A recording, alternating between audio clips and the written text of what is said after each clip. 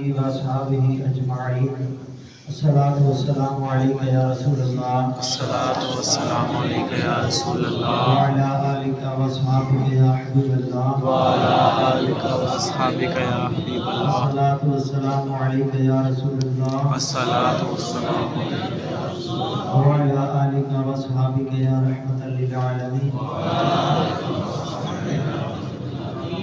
اللہ تعالیٰ قرآن مجید میں ارشاد فرماتا ہے ان الشیطان للانسان عدو مبین، بے شک شیطان انسان کا کھلا دشمن ہے۔ شیطان کے مختلف داؤ، مختلف ہتھ کنڈے، مختلف جال ہوتے ہیں کہ جن کی بنیاد پر انسان کو وہ اپنی طرف مائل کر دیتا ہے اور گناہوں میں لگا دیتا ہے۔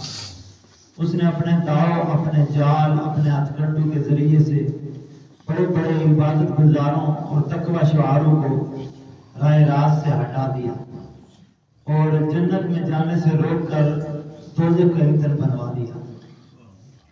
حضور غوث پاک رحمۃ اللہ تعالی علیہ کا مشہور واقعہ آپ نے سماعت کیا ہوگا کہ آپ کہیں سے سفر میں تشریف لے جا رہے تھے۔ چند دن ان کا قیام ایک غار کے اندر ہوا اور آپ فرماتے ہیں کہ جب میں اس غار سے نکلا تو میں نے دیکھا کہ آسمان پر ایک بادل کا ٹکڑا ہے اور اس میں سے آواز آ رہی ہے کہ اے شیخ سید عبد القادر جیلانی، تمہارا چلہ قبول ہو گیا، آج کے بعد تمہارے لیے حرام کردہ چیزیں بھی حلال ہو گئی۔ تو جناب غوث پاک رحمۃ اللہ تعالی علیہ نے فرمایا لا حول ولا قوت الا باللہ العلی العظیم، اعوذ باللہ من الشیطان الرجیم۔ تو یہ پڑھنا تھا کہ وہ بادل کا ٹکڑا غائب ہو گیا۔ تھوڑی دیر کے بعد ایک انسانی شکل میں کھڑا ہے اور کہتا ہے کہ شیخ عبد القادر جیلانی، آج تیرے علم نے تجھے بچا لیا۔ تو شیخ سید عبد القادر جیلانی رحمۃ اللہ تعالی علیہ فرماتے ہیں کہ جا لعین بدبخت، میں سمجھ گیا ہوں کہ تم شیطان ہو۔ انبیاء علیہ السلام کے لیے بھی حرام کردہ چیزیں حلال نہیں ہوئی تو میرے لیے کیسے ہو گئے؟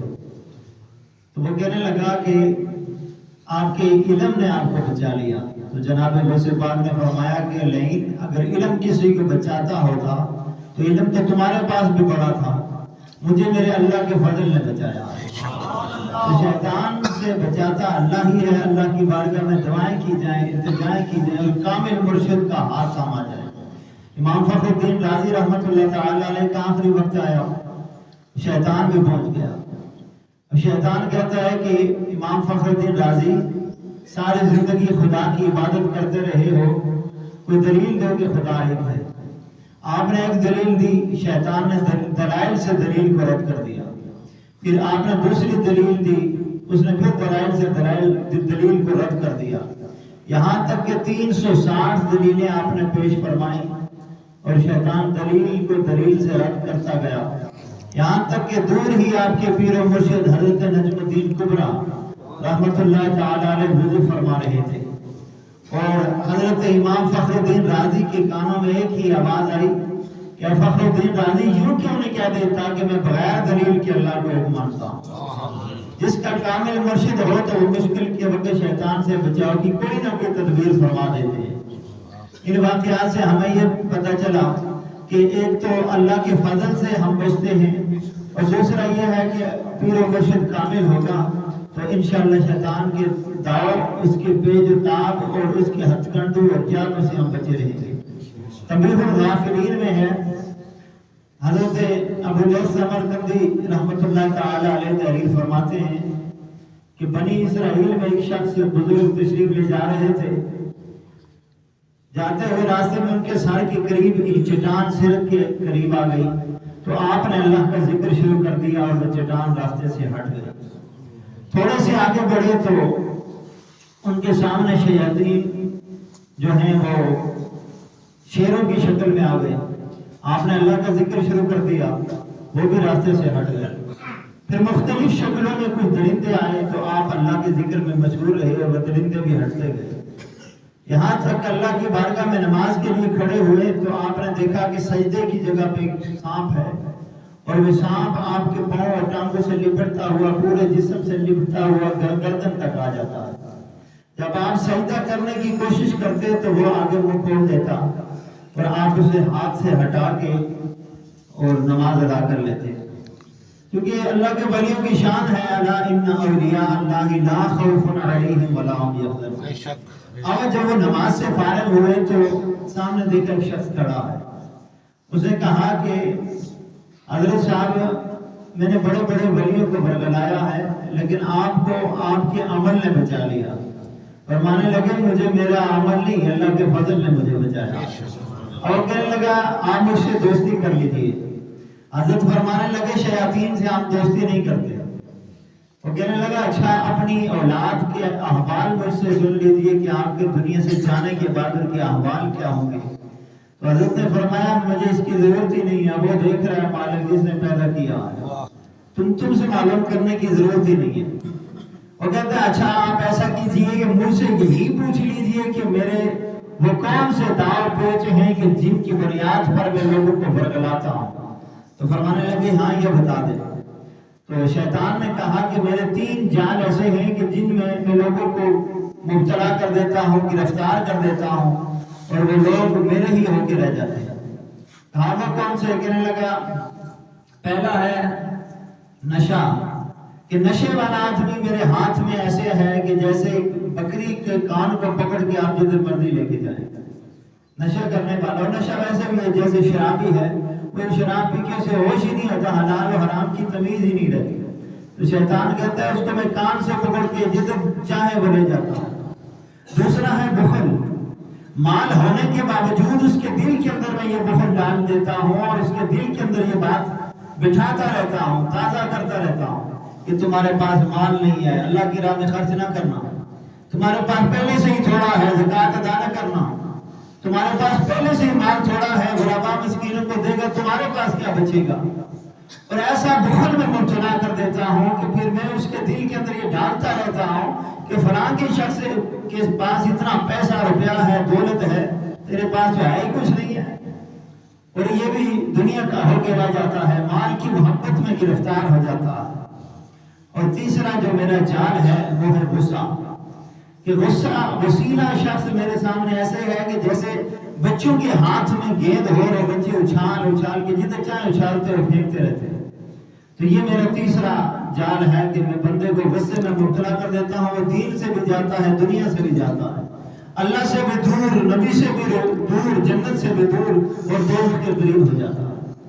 اور جو وسیلے شخص کو اس نے کیا تشبیہ دی, اس نے کہا کہ جیسے بچے کے ہاتھ میں گیند ہوتی ہے.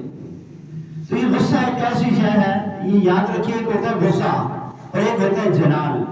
غصہ اندر سے بھی قہر ہوتا ہے, باہر سے بھی قہر ہوتا ہے. اور جو جلال ہوتا ہے نا وہ اندر سے رحم ہوتا ہے, باہر سے غصہ ہوتا ہے. جلال جیسے باپ بیٹے کو تربیت کے لیے غصہ کرتا ہے, استاد شاگرد کے لیے تربیت کے لیے غصہ کرتا ہے, پیر و مرشد اپنے مرید کو اگر غصہ کرتا ہے تو وہ تربیت کے لیے ہوتا ہے. اس کے اندر رحم ہوتا ہے, باہر ایک جلال ہوتا ہے, غصہ نظر آتا ہے. لیکن جو غصہ ہوتا ہے نا وہ شیطان کی طرف سے اور جلال اللہ کی طرف سے, اس رحمان کی طرف سے. تو کہتا ہے غصہ دلا کے میں اس کو, یہی وہ غصہ ہے جس کی وجہ سے ہمارے گھروں میں ناچاکیاں, محلے میں ناچاکی ہے, علاقے میں بے امنی ہے, ملک کے اندر افراتفری پائی جا رہی ہے. یہ غصہ یہ شیطان کی طرف سے ہے. حضرت تاجدار کائنات صلی اللہ علیہ وسلم کی محفل لگی ہوئی تھی, صحابہ کرام بیٹھے تھے, جناب حضرت امیر المومنین صدیق اکبر رضی اللہ تعالیٰ عنہ کے ایک شخص برا بھلا کہہ رہا تھا, گالیاں بک رہا تھا. تو تاجدار کائنات صلی اللہ علیہ وسلم محفل میں بیٹھے رہے اور جناب صدیق اکبر تب تک خاموش رہے. جب انہوں نے دیکھا کہ یہ حد سے ہی زیادہ نکل گیا ہے تو انہوں نے پھر جواب دینا شروع کر دیا. جب جواب دینا شروع کیا تو سرکار دو عالم صلی اللہ علیہ وسلم مجلس سے اٹھے, اپنے حجرہ پاک کی طرف تشریف لے جانے لگے. تو جناب امیر المومنین رضی اللہ تعالیٰ عنہ پیچھے پیچھے تشریف لے گئے اور عرض کی یا رسول اللہ صلی اللہ علیہ وسلم, جب وہ مجھے گالیاں بک رہا تھا تو آپ تو تشریف فرما رہے, اور جب میں نے جواب دینا شروع کر دیا تو آپ اٹھ کے تشریف لے جا رہے ہیں. تو میرے آقا علیہ السلام نے فرمایا صدیق جب تک تو خاموش رہا ہے جب تک فرشتہ تمہاری طرف سے جواب دیتا رہا, اور جب تم نے بولنا شروع کر دیا تو فرشتہ خاموش ہو. تو اب یہ ہمیں سمجھانے کے لیے ہے کہ اگر وہ گالی بھی بکتا ہے آپ کی ذات کے لیے اگر وہ کہتا ہے تو آپ صبر کریں، برداشت کریں، حوصلہ کریں، لیکن حق بات پہ وہاں بعض جگہوں پہ غصہ ضروری بھی ہوتا ہے۔ اسی طرح حضرت ابو مسعود رضی اللہ تعالیٰ عنہ اپنے غلام کو ڈانٹ رہے تھے اور ایک تھپڑ بھی مار دیا۔ تو جب تھپڑ مارا نا تو ایک آواز سنائی دی اور آواز دینے والا کہہ رہا ہے ابو مسعود تم سے زیادہ طاقت والا کوئی اور بھی ہے۔ تو جب انہوں نے پیچھے مڑ کے دیکھا تو میرے آپ کے پیارے آقا صلی اللہ علیہ وسلم کھڑے۔ سرکار فرما رہے ہیں ابو مسعود تو نے اپنے غلام کو تھپڑ مارا تو اس سے بڑا طاقتور اللہ ہے، کہیں ایسا نہ ہو کہ قیامت والے دن تم سے اس کا جواب دیا جائے، تمہیں سخت تکلیف ہو۔ ابو مسعود ایک دم گھبرا گئے، انہیں اپنے ایمان کی فکر ہوتی تھی، انہیں اپنی آخرت کی فکر ہوتی تھی، وہ آخرت کے معاملات کو دنیا میں ڈیل کرتے تھے، اپنے لیے آسانیاں دنیا میں پیدا کرتے تھے، فوراً تائب ہو جاتے تھے۔ انہوں نے عرض کی یا رسول اللہ صلی اللہ علیہ وسلم آپ کو گواہ بنا کے میں اپنے غلام کو ابھی سے آزاد کرتا ہوں۔ اب میرے آقا علیہ السلام فرمانے لگے کہ اگر تو اسے آزاد نہ کرتا تو اس کا تمہیں بدلہ قیامت کو دینا پڑتا۔ غصہ ایک ایسی شے ہے، غصہ ایک ایسی جو دنیا میں برباد کرتی ہے، آخرت بھی برباد کرتی ہے۔ دعا کرے اللہ تعالیٰ ہمیں شیاطین کے پیچ و تاب، اس کے جال، اس کے پھندوں سے بچنے کی توفیق عطا فرمائے، اپنے رحمت اپنے فضل سے اللہ ہمیں محفوظ رکھے۔ رمضان کے اندر چونکہ شیطان قید ہے تو نفس امارہ جس کے حوالے سے اللہ آپ نے سماعت کیا وہ بدبخت ہمارے ساتھ ہے۔ ہم نے کوشش کرنی ہے شیطان کو بھی دبا کے رکھنا ہے اور نفس کو بھی دبا کے رکھنا ہے، ان کے ساتھ ہمیشہ جنگ جاری رہے گی انشاءاللہ العظیم۔ الحمد